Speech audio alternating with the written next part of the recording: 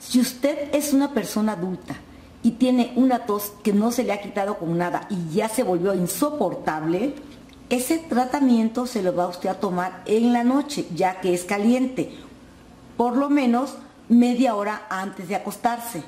Si no puede en la noche, tómeselo entonces por la mañana, pero es más recomendable que usted se lo tome en la noche. Vamos a utilizar el jugo de 4 naranjas sin semillas. Vamos a utilizar tomillo, no importa si es seco o es fresco. ¿Qué cantidad de tomillo? Aproximadamente 1 cucharada sopera.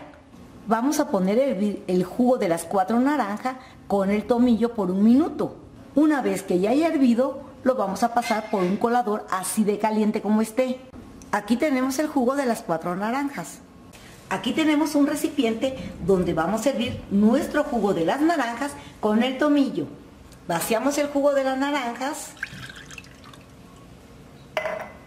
incorporamos el tomillo. Aquí ya está hirviendo y lo vamos a dejar hervir por 1 minuto.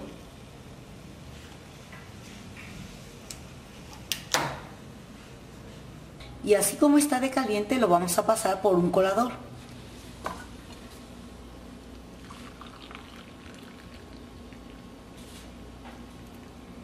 Aquí ya tenemos listo nuestro remedio.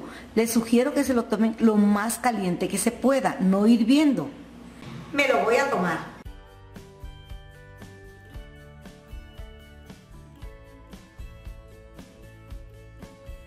Tiene un sabor delicioso.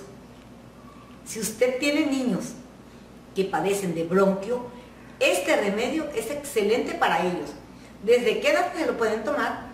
Desde la edad de 4 años en adelante.